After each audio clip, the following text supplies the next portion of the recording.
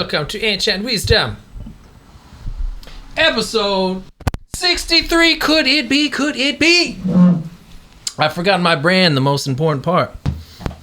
Is our lighting and everything okay? Ooh, ooh. I think so. You guys ever heard of don't count your chickens before they hatch? Have you heard of this one? I'm sure many of us heard it. It's a favorite of mine. But where does it come from? Do we even know? So we're getting deep. We're getting deep in these ancient wisdom episodes. We're doing Bhagavad Gita, which is going to be today, chapter 4. We're doing which one of Tao Te Ching? We're on 44 for Tao Te Ching. And I thought I'd just throw in some Aesop as well. We're just getting ancient in general. Hopefully you guys learn from it, have some things to think about throughout the week. Yeah, so the story goes, there's a milkmaid in ancient times carrying a pail of milk on her head. Oh, the finest cow. She squeezed the finest milk into this pail. Oh, delicious. She says, I'm going to turn this into some butter. I'm going to make some sweet cream.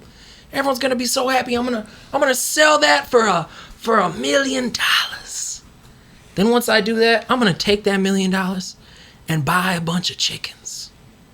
Buy a bunch of hatching chickens. And then once those chickens hatch, I might eat that chicken. I might take some more eggs. I might sell those too. And you know what? With that money, I'm going to go and buy a dress. I'm going to be the prettiest milkmaid at the ball. Everyone's going to love me. Men are going to come up from miles away. Oh, they're going to want my hand in marriage. They're going to want a little something more. But I'm going to say no. I'm going to say no. I can't.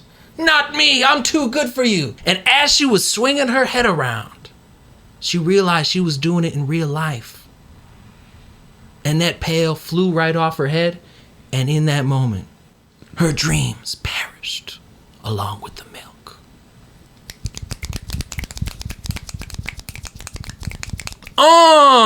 So they say, don't count your chickens before they hatch, baby.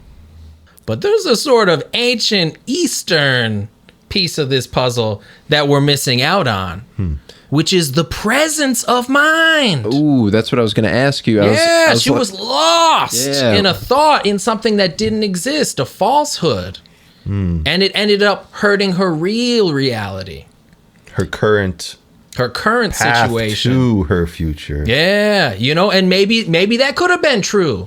I think that's maybe it could have been true.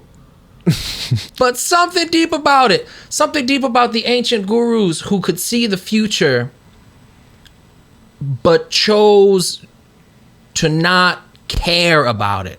That's what they say. If you don't care about the future, if you have no attachment to the future, you could see the future. Maybe it's a gift from God, however you want to see it.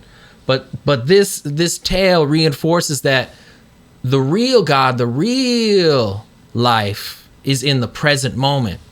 Yeah, it goes to show how destructive things become when you get out of the moment. Because even as the listener, I thought for a while, after her first thought, I thought this was actually happening in the story. I didn't know it was still just a continuation of her mind going wild. Yeah, exactly. And until it starts to get super crazy too. Right. Oh, that you got a dress, and then she's so popular. The funny part they don't tell you about the story in my version, she's not even that attractive. At the start. Aesop didn't tell you that, but I will. She's like, 4.5. She's probably got beefy arms from milking cows all day. She's a little too strong. Exactly. Throwing hay. Otherwise she'd already be married. But what are you doing, milkmaid? working the fields. It's amazing how you get trapped in the thoughts with her, with the milkmaid. Yeah. That's deep, like you were saying. Yeah. I'm like, I can see how that's possible. All right. That's $1 million chickens. All right. $1 million. Yeah. See, there's a lot of these, and I like it, and that one in particular stuck out to me. So I'm gonna probably add some of my favorites to the show if you guys enjoy them. Comment at home. Let us know. Let us know your favorite. Maybe we'll do Mitch's version on the show, which is always more exciting.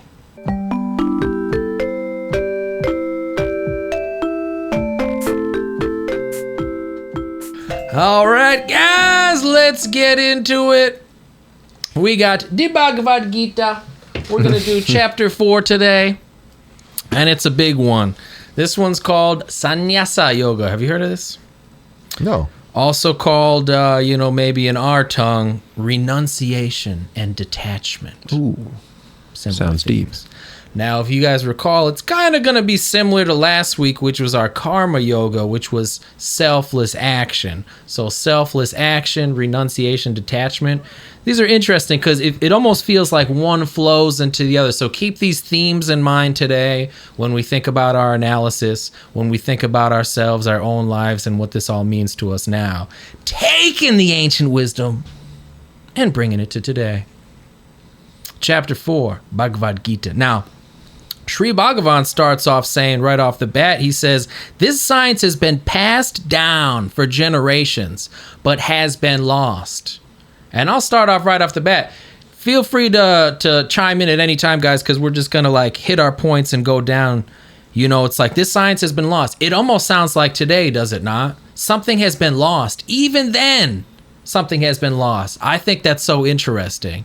Today, something has been lost, but even back then, there were even more ancient days when something has been lost. Do you think it was kind of like, oh, they are forgetting how to work? Because these, with their hands, these tools, these wheels, these plows, they're forgetting how to really scrape with their hands. I love that. Yeah, so true. Man, life is so easy now with all these plows and sticks. Remember when they didn't invent sticks? Yeah. It's a timeless concept. It seems like at that time people thought it was lost. People also think it's lost now, but it's also the paradox of it always having been there too. Ooh, and always having been lost. You know, maybe even the ancient people were like, all right, we're not monkeys anymore. You remember those trees we used to swing from?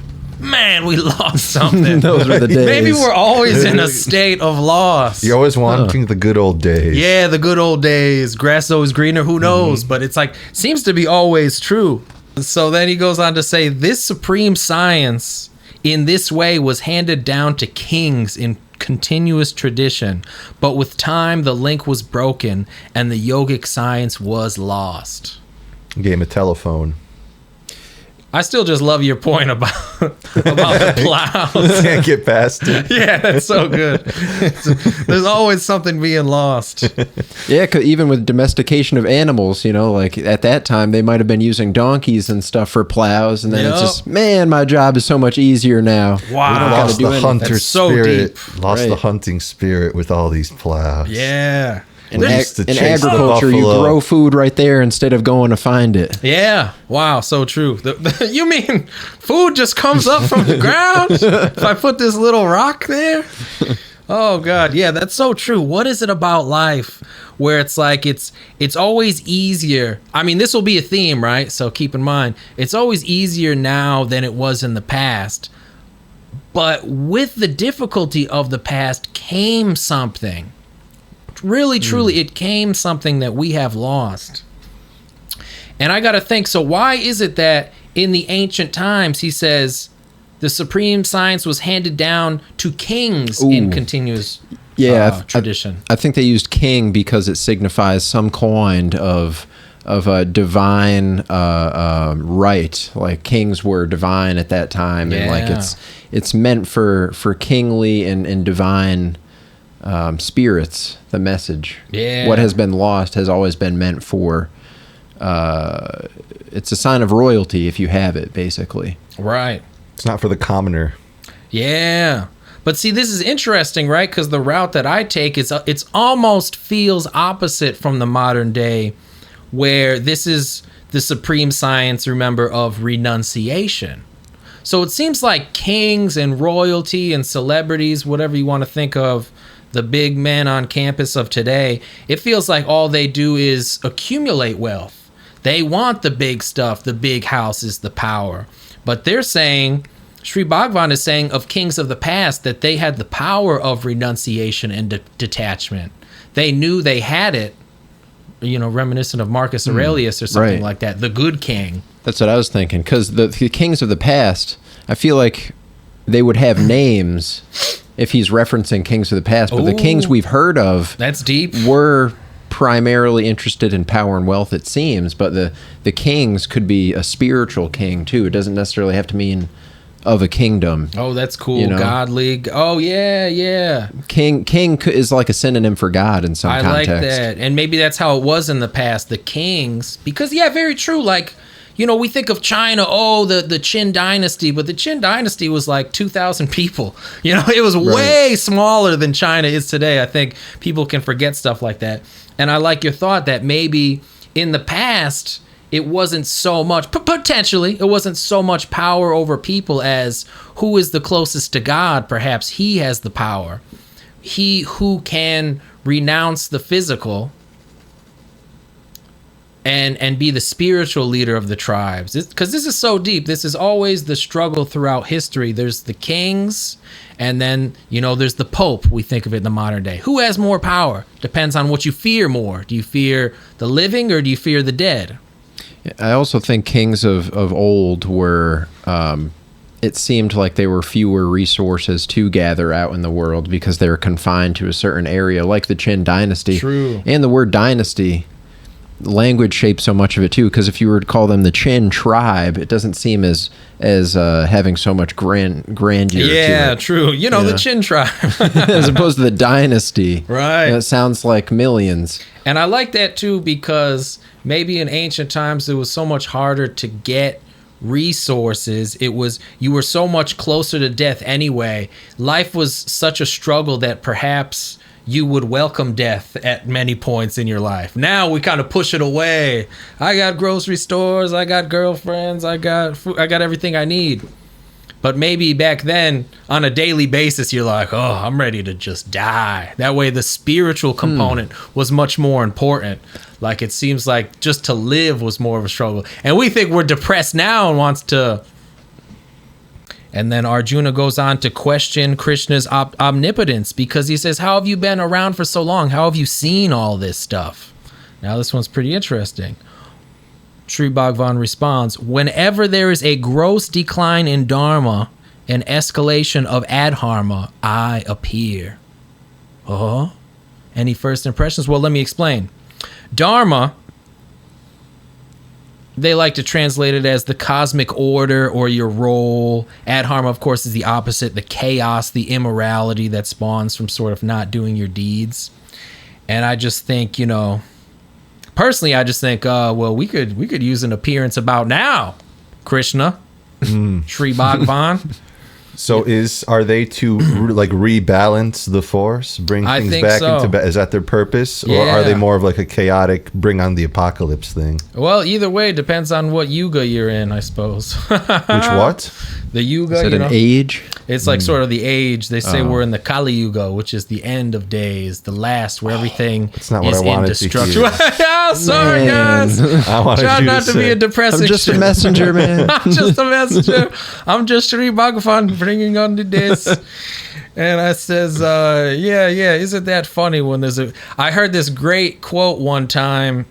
If God doesn't destroy America right now, he owes Sodom and Gomorrah an apology. Yeah, because we're way worse. Yeah, we're just like kind of what would they do? Have gay sex sometimes and do a few rapings? And now it's everyone saying you should have gay sex, otherwise, or else. I think it's a little or I'll worse. Kill you. They're like the log cabin Republicans. They just want to go off and be gay in the woods somewhere. Is that why they call them log cabins? I think so. That makes sense.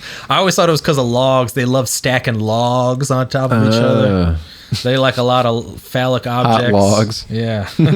So is it just, I want to ask, is it just the nature of the universe that humans cannot be trusted, that we must wait for AI Jesus to come save us? Does this happen time and time again? It seems like there's always, in all the ancient texts, there's always a savior that has to come and fix things for us. Yeah. But is that not because things are pretty bad through time? Humans are always trying to achieve salvation. Yeah. So they create this maybe savior story because they're like, someone's got to come and help us out. Yeah. This can't be just this. But it keeps happening. What if every time God bails us out, it's like the very next day, it seems something's happening, Oh, yeah. Moses goes up to the mountain, they're worshiping the calf, the earth is flooded, and then people are still killing each other afterwards. And yeah, that's a very deep point. I've often said on this show, I'll probably say till the day I die, people ask me all the time, they say, Guru, They always ask me for advice. This totally doesn't exist. They're like, Mitch, what is the Bible about? What am I going to tell them? It's a story about Jesus? I tell them it's a story about the Jews. I'm going to tell them it's a history book. All these things you might have heard in the past. Interesting. I say it very simply. I say it's the story of ourselves, if you know where to look. It's a story of being redeemed by God's grace and promptly forgetting. Forgetting about it. How many times has a miracle happened to you in your own life, in the Bible, in history? And we say, that just happens. It was like good luck, maybe. But I'm on to the next thing. I got bigger fish to fry right now. And doesn't that correspond to what you guys are saying? It's always kind of bad. There's always been struggles like many people talk about now. Maybe it's the worst time in history. It couldn't be farther from the truth. It's definitely the most interesting, strange time in history. I think that could be said factually. It has the propensity to be the worst time in history. I could certainly But right now, we're all right. Yeah, right, exactly. We're doing okay right now. But we have our own struggles, which are perhaps novel, which are the, I don't have to list them, but the age of depression, everybody deleting themselves, contempt between the sexes, the worldwide economic collapse because everything is so interconnected now. Back in the day, perhaps if France failed, China would be okay a couple hundred years ago because they're not really connected. I know this is like a common theme that we have on the show, but do you think that that we need like a little bit more of a struggle to get all the young people back into like a good energy balance vibe with themselves? Or do you like they say like good times make weak men make blah blah blah something, I forget how it goes, but is that where you're going with this? Or do you think there's always been, like we said, there's always been a good old days? I guess as far as going somewhere, that's up to everybody to choose for themselves. But I really think so. I think you don't learn unless it happens to you. I think that is a tenet of wisdom. You can hear the stories and you're like, damn, that's deep. And then yet again, you forget. Probably because it's not you, but even if it did happen to you, you forget. I think you don't change unless you feel the struggle, especially for men. And that's just kind of the way of the world. It's natural. It's something higher than us. It's almost divine. It's this divine promise. And it's seen through all the ancient texts. We keep forgetting the world is still in chaos somehow. And I think in that way it could apply to Poja's point about the young people. Because I feel like I've seen some instances of them having a natural inclination to fight against this evil power that's going on in the world right now. Like, you saw all the Generation Z is just amassing millions of views of Adolf's speeches in AI the in English. Translated AI speeches. Yeah, I've seen a lot of funny stuff like that. And I saw another article where a teacher was complaining about her students an increase in the use of the word gay. Wow, it's coming back. She's like, see cycles, baby. Exactly. So when Poach said that, I'm like, nah, the kids will be all right. There's a natural, they're going to have like a natural combativeness to the mess that we've all created. It's spiritual. It's deeper than perhaps what we could even put to words. It's so true. Krishna said, I appear in every millennium to protect the pious and destroy the wicked and establish Dharma again. Boom, right there. Boom, he comes back. Maybe that answers your question, Pose. Every 1,000 years. Every 1,000 years. Isn't it funny that Jesus was year zero? I know that's why we call it that. Is that another one of those examples? Like 1,000 years just means like every very long time. Yeah, true. So it's like eventually someone's gonna get it right and bounce things back in the right direction. Right. Maybe that's what it's saying. I see everything very spiritual. 1,000 years, maybe that's an age, maybe that's an era. Why do we use base 10 units? Some cultures in the past didn't use base 10. Some didn't even have numbers. Some had 0, 1, and then a bunch. In year, I think, doesn't a year at that time in history had like different meanings to it depending on the region of the world? Yeah. Like, because the Mayan calendar was all the way over here with 365 days, right? Yeah. So I wonder if they used 365 days on the other side. Yeah, the Gregorians had it right, and then the Julians. Gregorians had to fix the Julians. That's why there's like 2 months named June and July, and that's why December means 10, but it's the 12th month, because we fucked up at first. You guys ever think about that? Oh, interesting. October means 8, but it's the 10th month.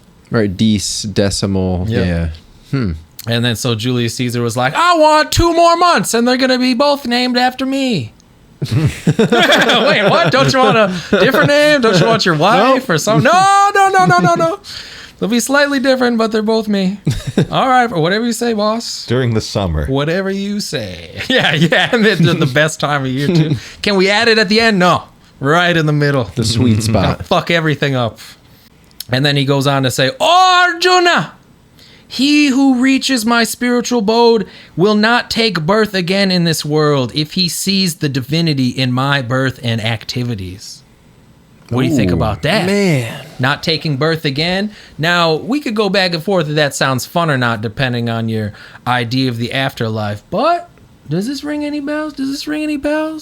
John 3:16. For God so loved the world that he gave his only begotten Son, that whoever believes in him shall not perish but have eternal life. Damn! Why do you think that is?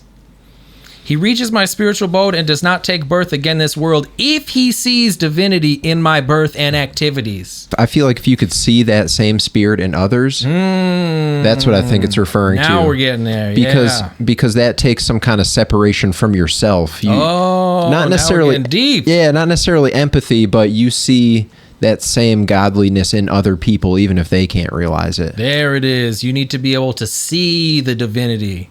The separation, yet the connectedness between you and God, you and others, you and this world. This is what we do on Ancient Wisdom. Through this text, through these words, we connect with each other. We connect to the past. We connect with God. Many have reached me in the past by surrendering to me, being free from attachments, fear, anger, and their mind absorbed in me, capital M, and purified in the fire of knowledge. Many have reached me in the past. Have you guys thought about that? I think in the West we think, oh, maybe it's only Jesus who have reached me, capital M. Wow. But this is saying it's happened time and time again. There's many. It's not impossible. See, and that's why this is a little bit more it's easier to digest for me, these Eastern sort of proverbs, I guess you'd call them, because there's a barrier. Like the Catholic Church made the rule that you'll never get to Jesus's level of understanding. Yeah. And well, he said, "Greater are the works that you will do."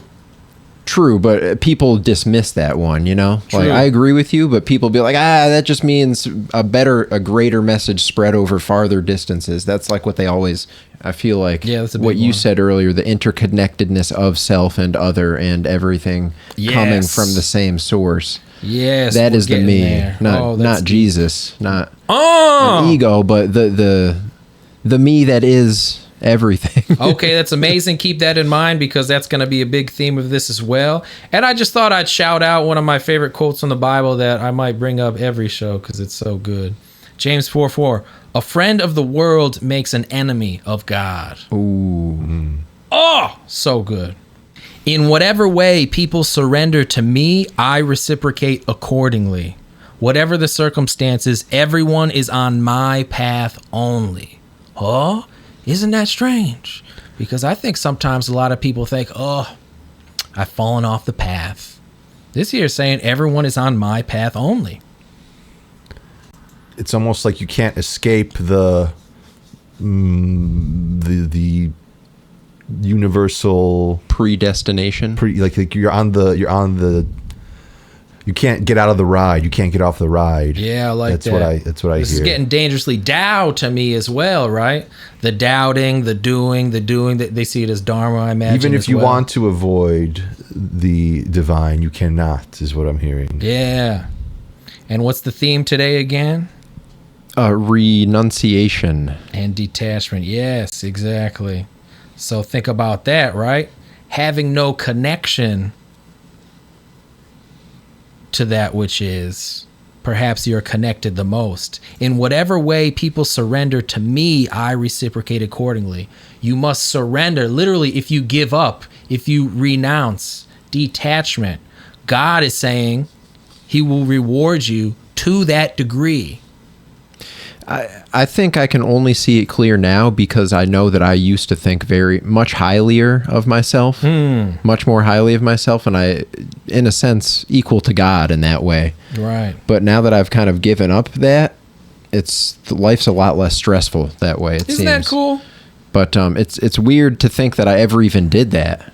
To ever worship myself. Thought that I was God or in control of my universe kind of thing. Yeah, control is a rough one for sure because there's so much going on. Yeah, it's like, what a fool, That's one of my old favorite phrases I said on one of my first trips. There's so much going on.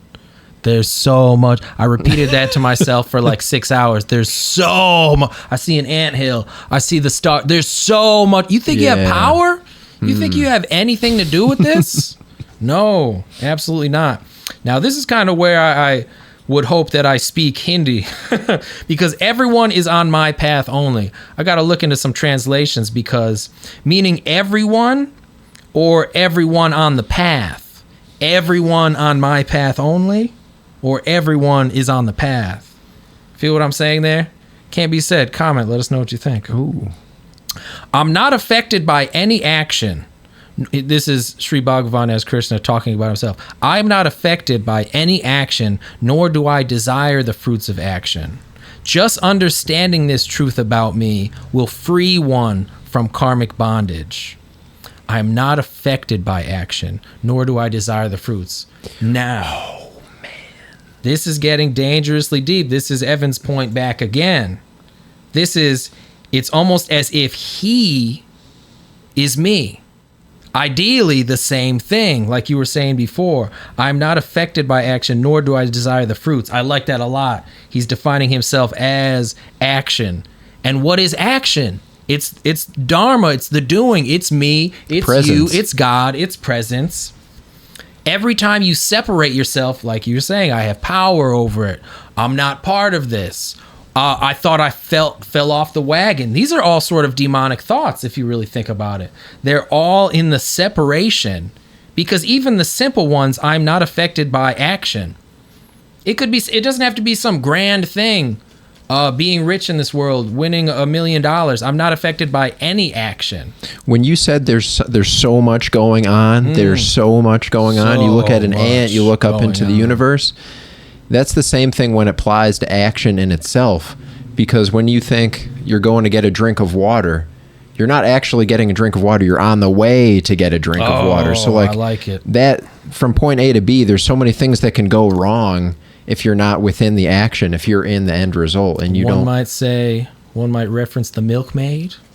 Absolutely. Don't count your chickens before they hatch. Definitely. You could stub your toe walking out the door. I was just thinking that too, stubbing your toe. Because that's the one that everyone knows the most. Yeah. You know? That was one of my revelations way back in the day. I'm sure I told Evan about this. First revelation. I would stub my toe and I'd be like, oh, fuck. And then hold on. Hold on. Take a break. What's really happening here? Am I lost in a thought? Maybe the stubbing of the toe is a gift to bring me back to the presence. Am I lost? You're crazy, Mitch. Am I where I should be right now? Just happens sometimes. This guy's in pain. He's having delusions right now.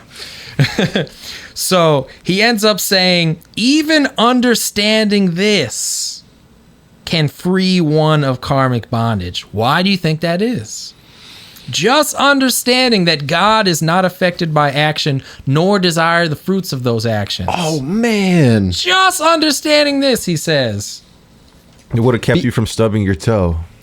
I think so. If you just understood that. I think so. You were thinking too much about karmic bondage. And you stubbed your toe. In the spiritual realm. I think it's also calling human beings out, saying you can't comprehend this because you don't live that way, kind of thing.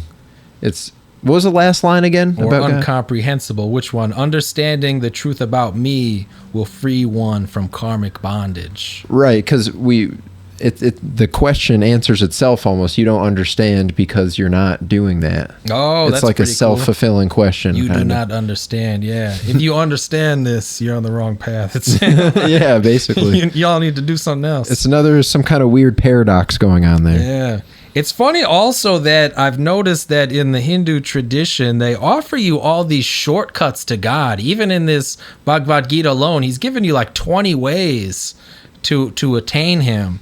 And this one's saying, even just understand it that me, capital M, I am who am. Do you remember this from the Bible? Mm-hmm. I am who am. Or some translators, I am who I am. In the beginning was the word. What are they really trying to say? Why is it speaking almost in the same language here? I am seems like it would naturally be the first words that a self-realizing being could utter. Yeah. Because it's Hold on, I am. Because as soon as you see something out in the wilderness as an animal, you're like, whoa. That I am going to die. Right, yeah, exactly. That. Whoa, what is this? In relation to my seeing it. Yeah. This is happening to me right now. Isn't it funny how we start off with I am too? Right. It's not that thing is going to kill me. I'm going to die. It's typically how it is. Wait, what do you say? I am. Whoa, what is I? What is me? What is this? This is a whole new concept to me. Oh my goodness. And then all of a sudden, revelation comes about. Super deep. Man.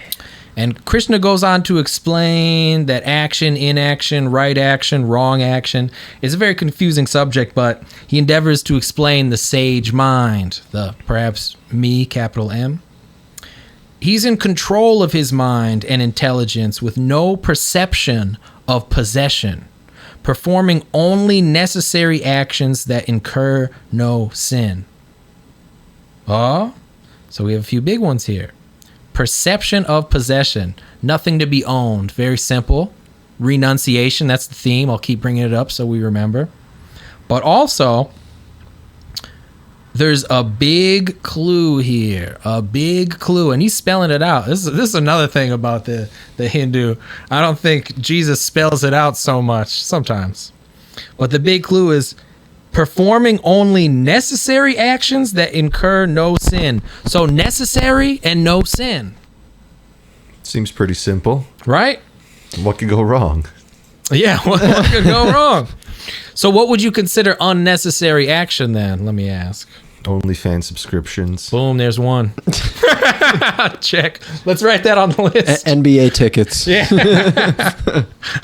We got a list of 10 million LeBron things. James jersey. A million things you don't need in life. Okay, that's great. That's a good one. What's another one? Nothing you don't need. Anything that allows you to keep being in action, to keep being, as you said, because you said earlier, God isn't affected by action. Oh, good. So these things that sustain us to be right now, you don't need any thought to. It's effortless. You don't need any thought to go get a bite to eat when you're hungry. Yeah. Or thirsty. It's like all the natural things you will feel will guide you. It's just like how you were made. You will be, if you, like Evan said, like you don't need things that we didn't, I guess, exist with years and years ago, like the plow. Yeah. Like you'll still live without the plow. It just might be a bit more difficult. Absolutely. Yeah, I like that. It's super cool because it's almost as if it's saying, I am. All these religions talking about I am, me, capital M. It's almost as if it's guiding you back to the original thought that separated you from the Garden of Eden. What is God? I am was that moment that you split from God. And it's just like, oh, what is the God? I am. Go back to that. Regress. It's almost like saying the moment before the Big Bang. We don't know anything about the Big Bang, but we know what happens 0.1 second after it, they say. Something like that. Fractions of a second. I think that's very interesting. That phrase "I am" seems to cause so much stress among Western theology. Yeah. Because if you just add a question mark at the end of it, I am. In a way, I think that's going back, like to what you just referenced. Because when I hear "I am," that doesn't mean to me someone saying they're God. Yep. You know, I just see it as descriptive words, like a tool to say something about themselves. Yeah, it says I am, but pretty much everyone starts the sentence that way. And everyone has said that. Beginning. Once you have I am, then you have possession, then you have this breaking of the world. Then you start incurring sin because of I am. Oh, the problem's you're saying. Yeah, the problems with I. Because it indicates separateness. And what was the first thing we said? I see a jaguar, I am going to die. Constantly we're told by Jesus and the spirits, don't fear. Fear not. Krishna going on to talk about the sage mind, he says, he is content, free of envy and duality, steady in success or failure. What's our theme today? Renunciation and detachment. You know, kind of the same thing, but exactly. So, how is one free of duality, would you say? That's, I call BS. Oh. I don't think you can be free of duality. Oh. Everything is dual. Duality. Because once you become into existence, I think we talked about this, that you split from the one and everything becomes dual. Right, but would you say that only occurs post I am? Post I am. Ooh. Yeah. Probably at the same time, the exact moment of splitting. Yeah, that point one after the Big Bang. So, you know, he's kind of saying, like, we don't even need I am, I believe. Come back to me. So it's almost like me is before I am. Now, this is all just poetic language to demonstrate a concept that hopefully your mind can sort of spiritually assess. Perhaps impossible, but yeah, I think absolutely true. Once you are in a worldly state, duality appears. I think that's what they're trying to say. It makes such perfect sense to me because there's a point when between the I am and being born that there's no way you can't be innocent because you don't have any thoughts about anything at all. Right. You're just like, give me food, give me water, I got to dump. Isn't that cool? Because then at some point there's these pure moments where words actually, in my mind, indicate something being real. Innocent. It's the perfect word. If a child doesn't know what he's doing, a baby, how could he really be at fault for anything? He is purely of the spirit at that moment, or even purely of his genetics at that moment. He doesn't know one thing or the other. He just reacts to how he's feeling. And when it's written, come back to me, it seems as if the writer knows that you're going to get away from me. Yeah. Oh, man, that's deep. That's interesting. And in the Taoist tradition, they always say, return to a child. Lao Tzu, what does that actually mean? It means the old young man, the old child. So they say, so the tradition goes. And how deep that is, returning to something in death. Isn't it so funny that the old and the young, they have something so in common that they're close. They're close to that spiritual curtain of it all. This middle age, us 30-somethings, we're so far away. We're so far away. We're trapped in the middle of the duality. We need to work. We need to fight, make money, have kids. Got to get down to business. Get down to business so or else. Worldly. What did you say? The connection to the world is the enemy of... Yeah, James. Yeah, friendship to the world. The world is enmity with God. Yeah, that's what's happening. Yeah, isn't that strange, right? God hates us the most at middle age. That's why all these middle age crises. That's what the show is. We're trying here. What's your child? I'm best man. Give it a chance, God, Jesus. There, God. So how about this, right? So success and failure is the second part of that. Could it be said that success and failure are the same to God? Success and failure are worldly things. Who is to judge? I was thinking about this earlier. A man I knew, he created actually a bunch of great inventions. He was basically a genius. But when his son came to him and said, Dad, why don't you sell this to a big company? He said, why? He said, I don't care, man. I got money. I got time. I got everything I need. But Dad, you could be rich. You're smarter than this. People could adore you. He's like, why do I need that? Oh my God, the son's the milkmaid Oh. on behalf of the father. Isn't that deep? Because I was thinking about On behalf of, yeah. I think it was a story you brought up on a very old Ancient Wisdom episode about the guy who invented the hydro-powered car. Oh, yep. But he may have gotten killed by people who didn't want that free energy idea getting out there. Yeah. You know, he could have thought it was a big money maker, but he probably should have just committed himself to a life of free transportation for himself. Maybe the father was paranoid about getting killed. Yeah. Exactly. He's like, no, we're not. Whoa, We're not it's like going to a be famous. fake divinity. Right. That's super cool. Because like this has so many branches, right? They killed Jesus. Always go back to they killed Jesus, guys. That's right. They killed Jesus. So was he really being deep, or was he being like, nah, they're gonna kill me? Right. Same spirit. It's like they killed Jesus. It's like, oh, so you're going to build a better car than what we have, right? If you do something good or in purity Yeah. or real, they're like, I don't like the looks of this. You're going to give a bunch of people free transportation? No. Yeah. I don't think so. Yeah, well, yeah, Maybe so it was, true. Maybe it was divine intervention. It's like, no, I'm going to keep this for myself, and Right. my immediate friends and family can drive. That's why one of my earliest genius discoveries when I was probably even in elementary school was the layers of humanity. You could really only be 1 or 2, 0 or 1 or whatever.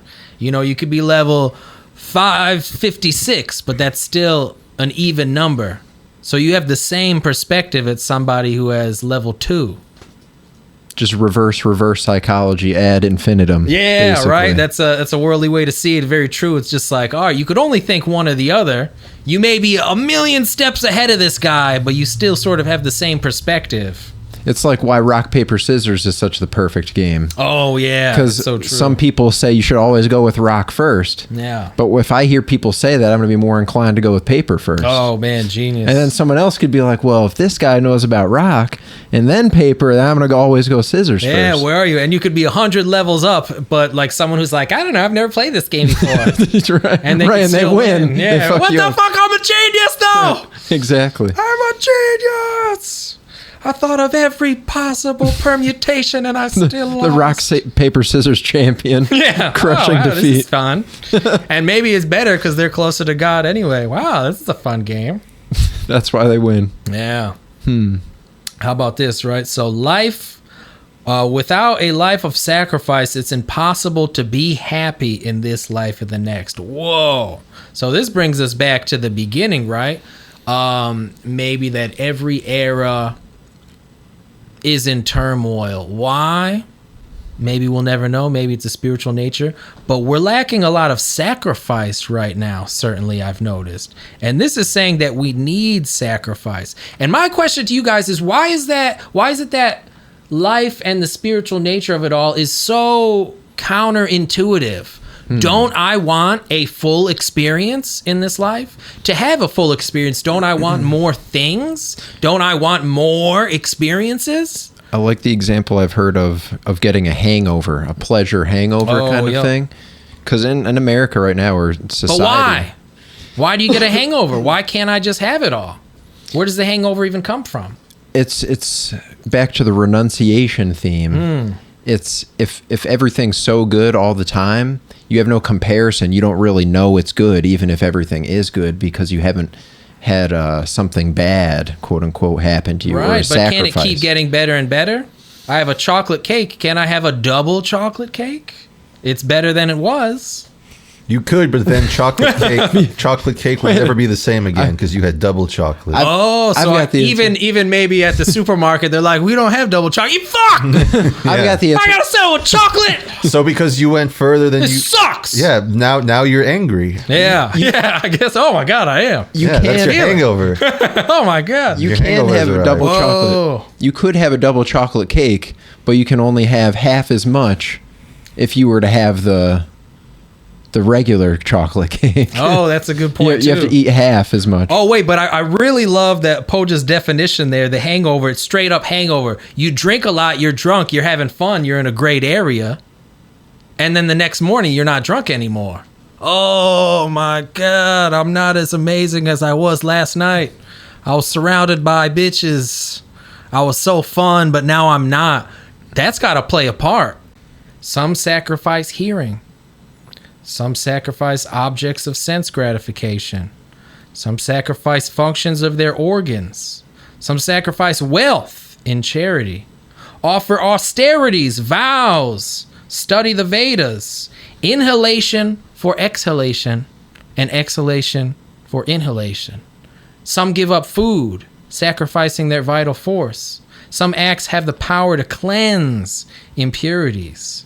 Then he also says a strange one. Higher than material sacrifice is sacrifice performed in knowledge, because that work concludes with transcendental knowledge. What does that mean? Give up an opinion that you have, that you're holding on to pretty hard. That's pretty cool. Rather than the physical, yeah, because higher than the material I guess that must be it, right? Give up an idea that you really won't want to let go. Yeah. Oh, that's deep. I like that a lot. Hot take. It's like, it straight up says material. Yeah, okay, I could get rid of this and that, but letting go of who you think you are. Or a belief, firmly held belief. A belief that's causing you pain, or even worse, causing like others pain. Mm-hmm. Wow, I've never heard reading explained that way. Wow, it's almost like cool, right? It's submitting yourself to a universal perspective that is not your own, kind of thing. I like that a lot, which is, in a way, cutting back on the ego, because I think we could get lost in ourselves, our selfish thoughts all the time. And I've heard it explained in the hippie community, which I kind of like. But they're like, man, that's just a story. They say that's a story you tell yourself. Let go of the story. And, you know, once you forget about being that being really gay, you realize that there's kind of some truth to it. How many times do we tell ourselves a tale? I think that's where all this, especially the victim narrative, comes from. Oh, I'm a secret genius. Nobody knows. I should be rich right now. I should be this and that. Oh, nobody knows this and that. So many people, it feels like they are plagued with these sort of thoughts. And I'm like, what have you really done to deserve thinking like that? It's a tale you tell yourself, mostly because you haven't done sacrifices of knowledge to know other people's stories, history being the greatest example. The sufferings of the past. You think yours is bad? Oh, your sufferings are only novel. And that's fun, right? The wise are who are self-realized and can impart these truths to you if you approach them with humility and a mood of submissive curiosity and genuine service. Interesting. Ooh. They're kind of shouting out gurus right here, if I'm not mistaken. Doesn't that sound like a guru, if you will? Again, it gives hope to the high achievement. Let me rephrase that. It gives hope to people that you can attain it. Like, it doesn't give that separation of not being able to get to Jesus' status yet again. Nice. It's another separation in the East versus West. Right, because even with Jesus, people recognized something different in him. Yeah. And as long as they had that and the faith or the want to actually change, I get what you're saying, dude. People can be dicks in the West, like, ha! Think you're Jesus? Right. Yeah, oh, God alone can do this stuff. And it's like, yeah, I get what you're saying, but I think you have the wrong attitude about a lot of this stuff. Yeah, so I get what you're saying in that regard. Because even with the Pope, don't worship him just because he's the Pope. Yeah, there you go again. And but no one's Jesus, but y'all love the Pope so much? And then they dive into the familial hierarchy, and it's like, oh, it's because like Peter was the bedrock of the church. Yeah. And that's what the papal legacy stands on. And they're all lame anyway. Yeah, I'm like, well, Peter is not the Pope right now. This guy is... Yeah, you could tell. Yeah, you could see the spirit in people, I feel like. It's such a Polish thing. I feel like Poland had more like worship of the Polish Pope than Jesus himself. Isn't that funny how people find these stories? It was like themselves? Pope John Paul was on every Fuck refrigerator. popes. Oh wait, there's a Polish Pope. Well, he's not so bad. Okay, I guess I'm a Catholic. So yet I ask, where are these gurus in modern day? Where can I find one? I don't know. The wise who are self-realized can impart these truths. Okay, great. Can I have a phone number? Address? State? Something? Maybe. A YouTube channel? A YouTube channel? I'd accept a YouTube channel. I was going to say maybe. We're in this room right now. Oh my God. Maybe you guys are learning a thing or two right now. I'm not declaring. I'm just saying maybe. This say you can learn Could a thing be. or two. Perhaps let's learn together, y'all. That's what it really is. But so I gotta say, I've heard it said, because I've asked this question for decades now. I says, where are all the gurus? And I've heard it said by a wise man who once said, gurus can be of another world. They could be spiritual, or they could even be situational gurus. Stubbing your toe could be a guru. Because it's telling you, it's speaking to you, it's saying, hey, stop, something is amiss right now. You obviously weren't paying attention to your toe and the placement of that wooden plank. So something is wrong. Could be. Is that possible? Could be a burning bush in Egypt. Boom.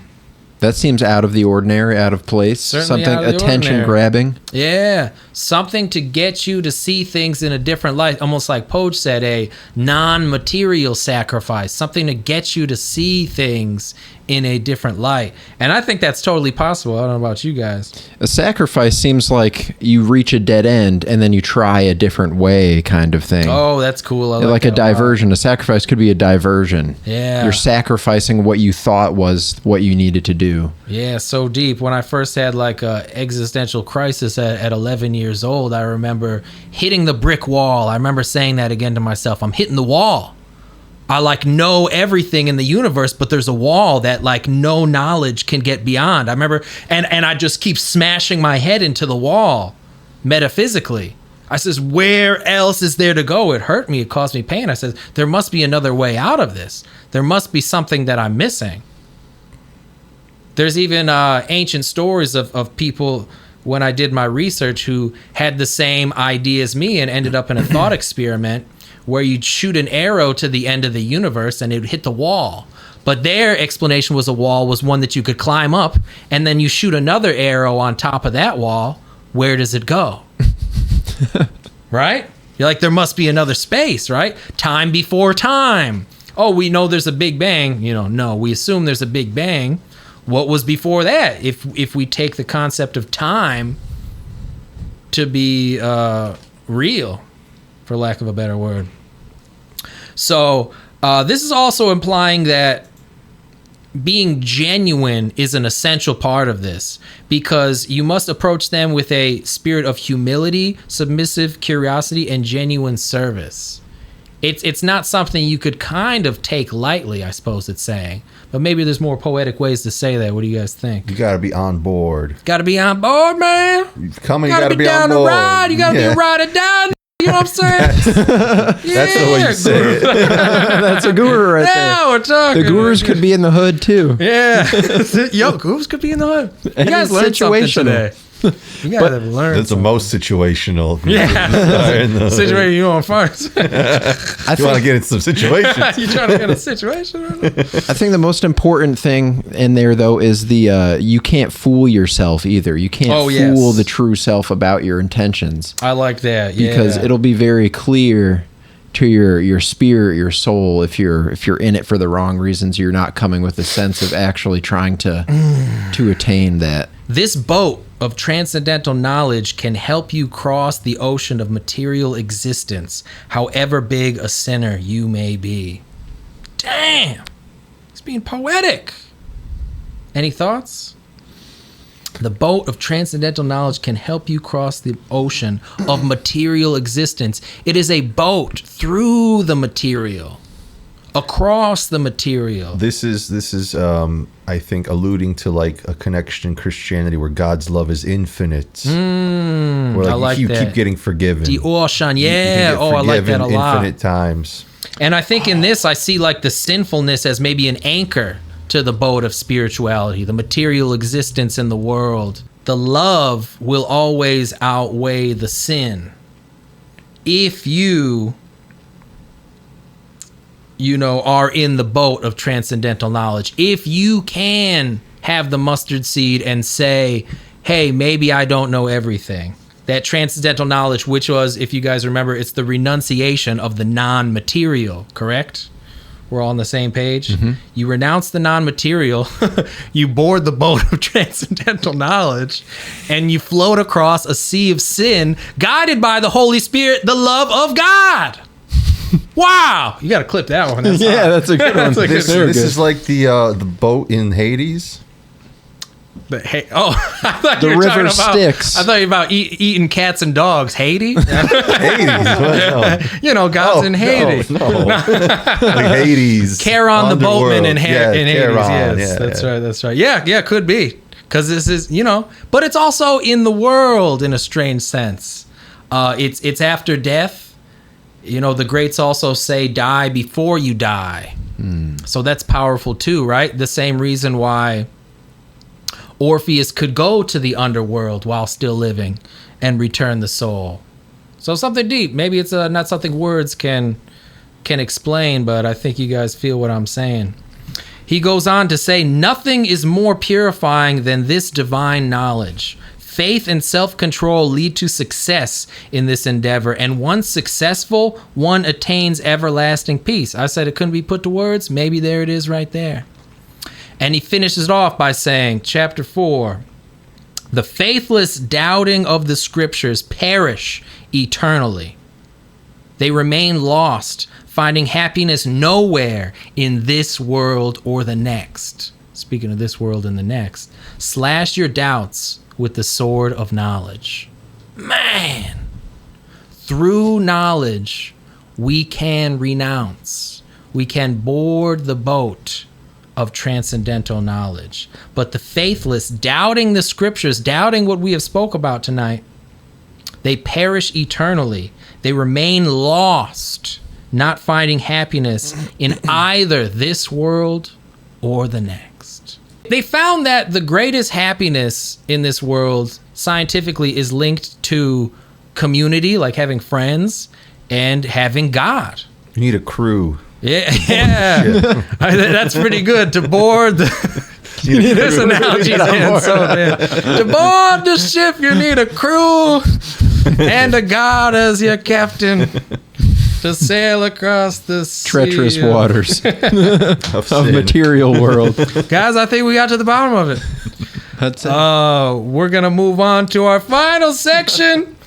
Get a little even more Eastern in Mitch translates the Tao.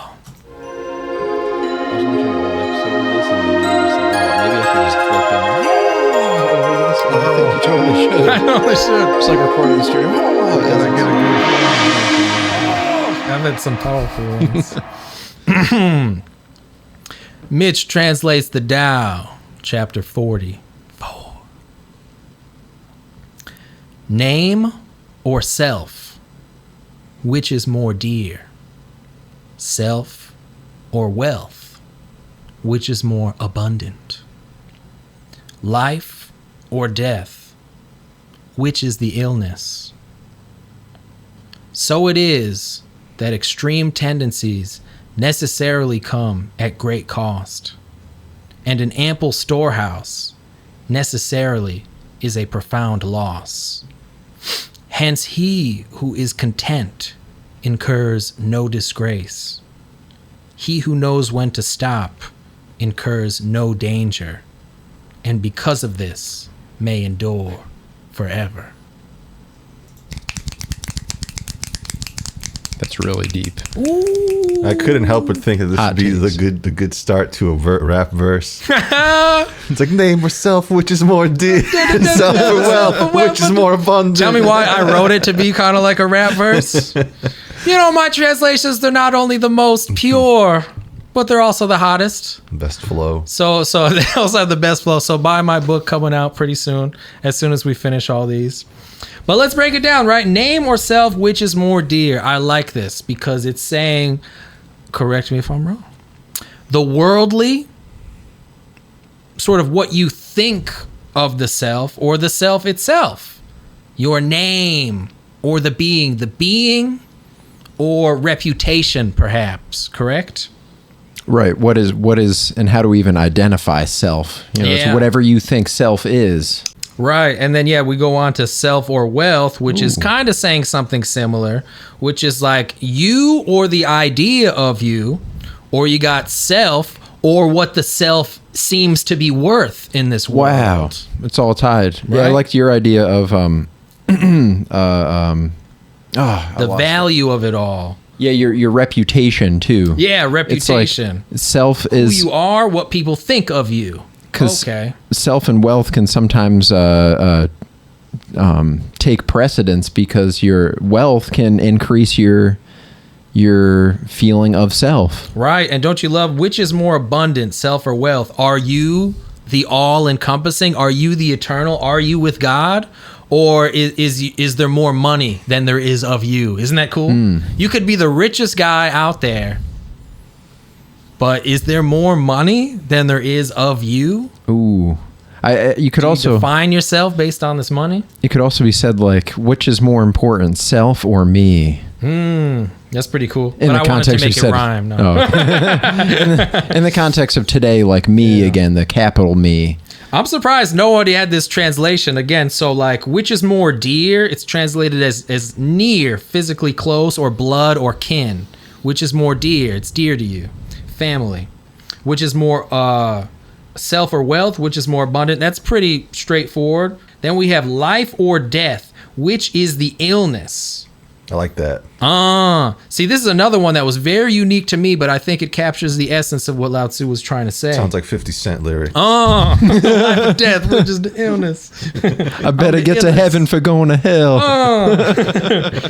So instead of life or death, I think maybe a more pure translation was like gain or loss, sort of, or like a passing away of sorts. But what this really means is, what is the illness? Is it life or death? Is it something that you will have here on this planet, or is it something that'll be there for death? It's so true. It's just once you realize that death isn't this big boogeyman, it kind of makes sense. Yeah. Because what are you really losing? Something you never Right. had in the first place. Boom. So long we're pushing away death, especially now it feels like we talked about it earlier.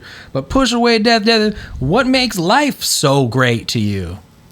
Go back to James 4:4. Friendship of the earth is enmity with God. He's telling you right there. And don't you feel it? You have all these desires and needs, and okay, you deal with it because you're living. But some of them aren't so great, and some of them might hurt others along the way. And that's when some people might call you a nihilist or something like that. It's like, oh, so what are you just looking forward to death Yeah. kind of thing? That's But such a sad perspective. Yeah, in it's the not what modern you're saying day. at all. It's like, no, but we're not saying that life is so fantastic either. Right, Can't yeah. you just see that? I love how point? people they choose to get the wrong idea sometimes. That's a real pandemic on our earth right now. Just like not even trying to understand. I'm telling you, that's Satan. That's the demon right there. To not even try to understand. It's almost as if saying, it's almost as a judgment for something that you've done wrong, knowing full well that you've done wrong as well. Yeah, there's a reason people use hypothetical situations. Yeah. You want to try to understand the understandable. Yeah, absolutely. And it just in one ear out the other. It's funny. So it is that extreme tendencies, perhaps even being close to earth, that's extreme to me, necessarily come at great cost. Now, extreme tendencies, it's an inclination. It's a maybe an affection is a good translation for it. Necessarily come at great cost. What is great cost? Wasteful is probably like a more direct translation. Extreme tendencies necessarily come at great cost. Bad business deal. Bad business deal, baby. The more you have, you're sacrificing perhaps that which really matters. Oh, what I really loved, I think it's coming up next, talking about the storehouse. An ample storehouse necessarily is a profound loss. So very similar, but it brings it to a worldly. It's so deep because it's like I got all this stuff in this warehouse, Yeah. but my stress is coming from my need to get rid of it Yeah. because I need to make the money back that I paid to get all this crap. Yeah, not to mention, what am I doing with it? You know, if you believe this stuff that, like, perhaps if you shared it, you'd be more happy. People would appreciate it. If you really believe that you are one with the world, why do you store it, Jeff Bezos? Why do you store it, Mark Zuckerberg? Is there a way to give it back? I mean, we could even go back in time. Is there a reason to even accumulate it in the first place? Why do you need a storehouse? Hence, he who is content incurs no disgrace. He who knows when to stop, he who knows when enough is enough, incurs no danger. Oh, danger! I like that. It's a very direct translation. You have a fat storehouse, you're gonna get robbed. This is even just hitting me now, but dare I say, the more righteous thing would be to not even have accumulated it in the first place. You know, I'm gonna make all this money, I'm gonna do good. Can you do good? wow. Can you even do any good by giving your money away? Charities constantly fail, and they're all scams anyway. And I think the interesting thing is Jesus was always doing things in secret and telling everybody not to tell anybody about this. Yeah, true. So maybe you can do good, but we attach recognition to when we do good. Yeah, you could do good, but it's not attached to a storehouse. It's not an extreme tendency. Right. It's just something you're doing anyway. Right. You know, they're saying like the billionaire, the money is the easiest example. They use a storehouse probably filled with grain and stuff, food, but it's really any type of excessive wealth that you feel in the material realm. Getting to the storage, having a store, a stock already is, I think, in this context too much. They're like, right. Why'd you even accumulate a stock? There it is. Why'd you even do it in the first place? I think that's what it's telling me, and I'm realizing this right now in the moment, that's probably the purest way to look at this. Why did you didn't make that $1 billion so you could give it away. You didn't do that. You did it so you could be rich. You did it in the wrong spirit in the first place. And now you're gonna make up for it by giving it all away. Remember Rockefellers versus Carnegies in the early 20th century? It was constantly a battle, steel versus oil. Who's making more money? Who's buying more luxurious things? It's a demonic practice. But at the end, when they're finally getting ready to die, a new game started. Have you guys heard of this? A new fun little game started between the two. We're old, we're getting ready to die, we can't take it with us. Who's gonna donate more? Dog! So you got Carnegie libraries and Rockefeller centers and this and that, all just donated from the richest dudes of the 20th century. But it was for everyone else. I'm a good guy, remember me, but as such. Throw my name on it, will you? Yeah, throw my name on it.